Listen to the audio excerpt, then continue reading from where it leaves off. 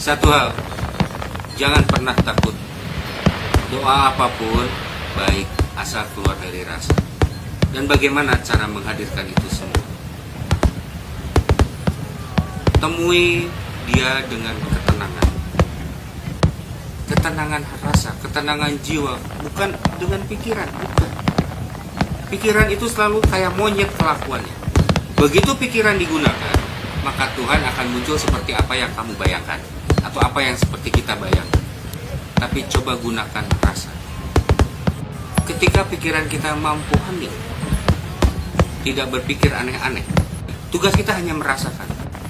Rasakan kehadirannya, rasakan kedamaiannya, rasakan ketenangan. Tidak perlu bahasa, tidak perlu kata-kata. Yang dibutuhkan adalah rasa.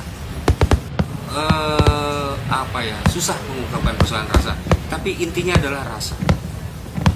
Heningkan pikiran, jangan berpikir apapun, lupakan bahasa apapun, lupakan doa apapun, tapi niatkan, yakinkan diri kita, fokuskan kepada rasa.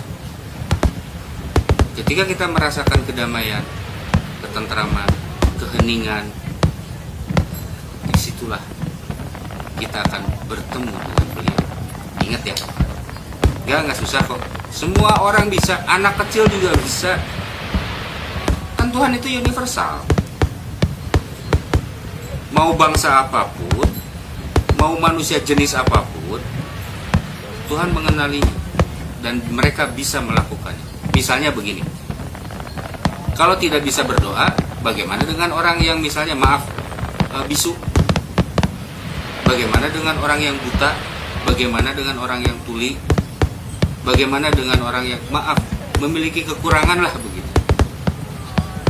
Tapi ketika semua ini bisa dilewati, dari mulai bahasa atau semua kecerdasan pikiran kita kurangi dan hanya terfokus pada persoalan rasa, maka disitulah dia mengenali Tuhan. Disitulah yang disebut manunggaling kaula Gusti, bahwa dia tidak jauh dan tidak ada jarak antara kita sebagai manusia dengan beliau.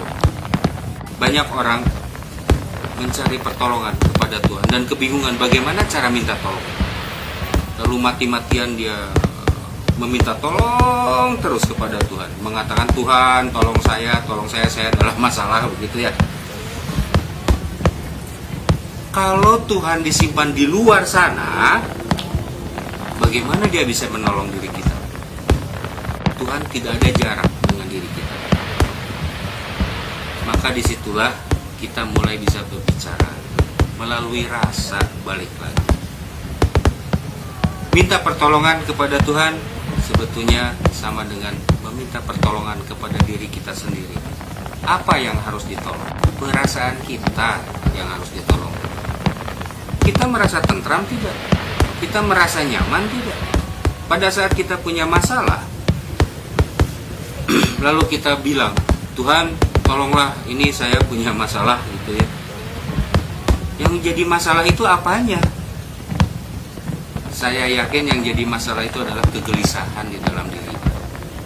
Kegelisahan di dalam rasa, ketidaktenangan, kesengsaraan, rasa sengsara, rasa nelangsa, rasa yang betul-betul sakit, pedih, sedih.